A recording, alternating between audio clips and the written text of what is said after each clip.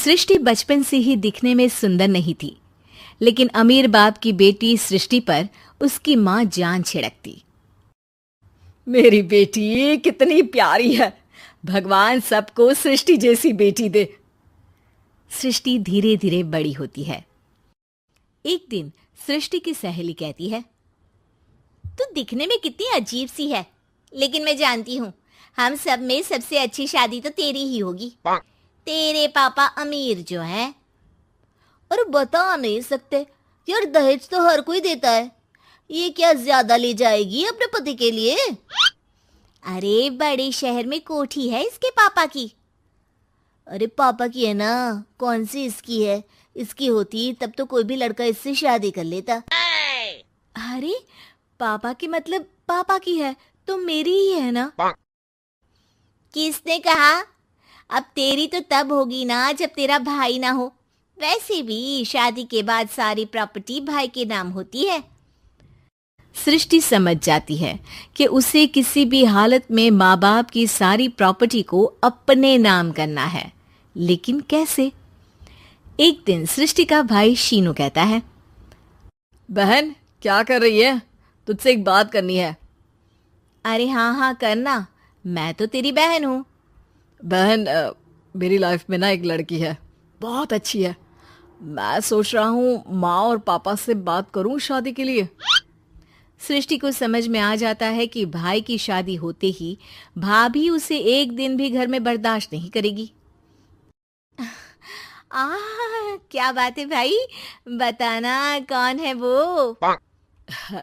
यार वो बहुत अच्छी लड़की है, पढ़ी लिखी है, मेरे साथ जॉब भी करती है।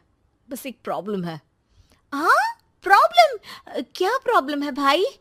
यार वो शादीशुदा है, लेकिन उसके पति ने उसे सिर्फ इसलिए छोड़ दिया क्योंकि उसके माँ बाप दहेज नहीं दे पाए।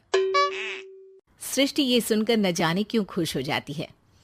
अरे भाई तो क्या हुआ, लड़की तुझे तो पसंद है ना? शीनू को लगता है कि बहन उसे समझ रही है। वो इस बात से अनजान होता है कि उसकी बहन की मंशा पूरा घर हड़पने की है। सृष्टि अपनी माँ से कहती है, मम्मी मुझे तो बहुत चिंता है। पता है शीनू क्या कर रहा है? अरे क्या कर रहा है? वो तो काम पर जाता है और वापस घर आता है। नहीं ना माँ, वो यही तो नहीं कर रहा, बाकी सब कर रहा है। आपको पता है उससे प्यार है, और वो भी एक शादीशुदा लड़की से। ये क्या हो गया? मैं सोसाइटी में क्या मुंह दिखाऊंगी? अरे तेरे पापा तो यही कहेंगे कि मैंने ही उसे बिगाड़ दिया है। माँ देखो, मेरी बात मानो, पापा पर भी विश्वास करने की जरूरत नहीं है। अब आप ही बताओ, पापा इतनी देर घर के बाहर रहते हैं क्यों, बोलो? अरे बेटा वो तो नौकरी करते हैं ना। तू बहुत भोली है माँ। पापा का ऑफिस तो 7 बजे खत्म हो जाता है, लेकिन देखो कितनी देर से आते हैं।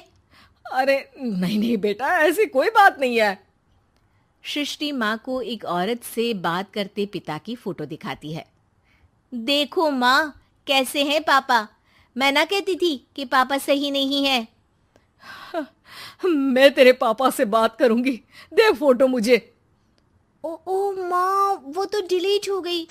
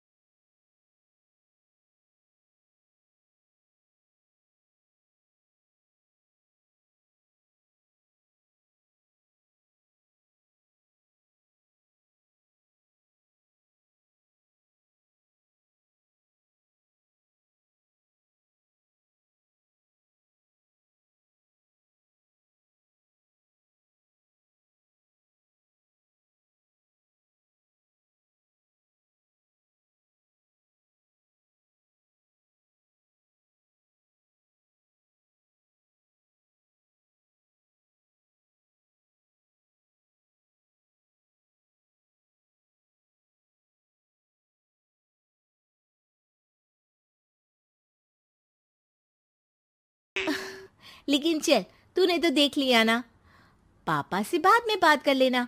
और हाँ, मेरा नाम बिल्कुल मत लेना, हाँ माँ। अब क्या था, सृष्टि के माँ और पिता के बीच झगड़ा होना शुरू हो जाता है। सृष्टि के मन में क्या चल रहा था कोई नहीं जानता था। एक दिन, माँ, सृष्टि के लिए एक लड़का देखा है, वो लोग शाम को उसे देखने आने वाले हैं। और हाँ माँ, एक खुशखबरी, मैं और पापा मिलकर एक नया बिजनेस ट्राई कर रहे हैं। शाम को लड़का आता है, सांवले रंग का। सृष्टि को तो बिल्कुल भी पसंद नहीं आता। लड़की की माँ कहती है, लड़की का चेहरा तो कोई खास नहीं, लेकिन अगर मेरे बेटे को आप लोग सेटल कर दें तो मैं उसकी शादी आपकी बेटी से करवा दूं।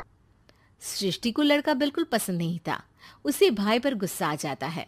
लड़के वालों के जाने के बाद कहती है, माँ देखा, शीनू मेरे लिए कैसा लड़का लेकर आया, न दिखाने लायक न सुनने लायक, सेटल भी नहीं, वो भी हम करे।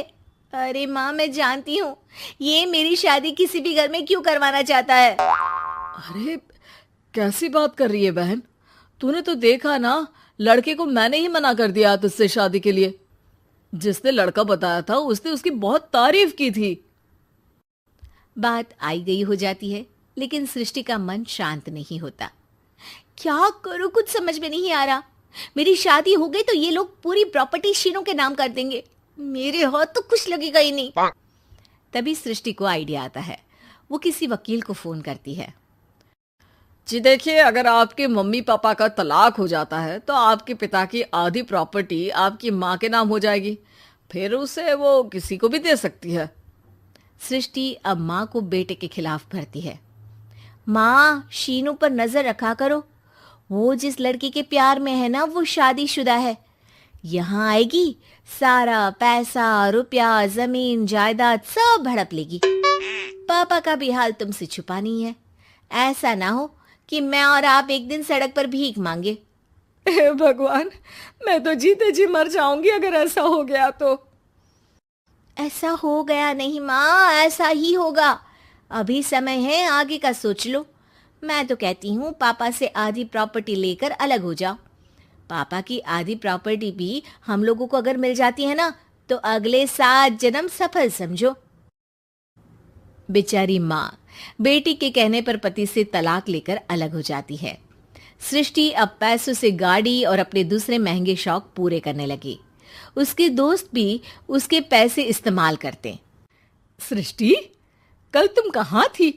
मैं सारा दिन घर पर अकेली थी। तो मैं क्या करूं? मैंने ठेका तो नहीं लिया है ना तुम्हें संभालने का।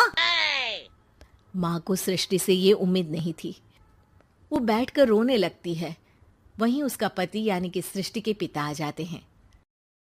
मैं जानता था कि तुम्हारा यही हाल होगा, तो आपने मुझे रोका क्यों नहीं? मैं रोकता तो तुम रुकती क्या? सृष्टि के कहने पर तुमने मुझ पर अपने बेटे पर शक किया, लेकिन तुम ये भूल गई कि कैसे हम दोनों ने मिलकर जीवन में इतना सब खड़ा किया। माँ पति के गले लग जाती है। मुझे माफ कर दीजिए, मैंने आपकी कमाई का एक बड़ा हिस्सा गवा दिया। कोई बात नहीं, तुम साथ हो तो मैं ऐसी 7 प्रॉपर्टी खड़ी कर दूंगा। तभी वहां सृष्टि आ जाती है रोते हुए। माँ, मयंक ने मुझे छोड़ दिया। वो बोल रहा था जब तक मेरे पास पैसे थे तब तक ही वो मेरे साथ था। पापा, माँ, मुझे माफ कर दीजिए।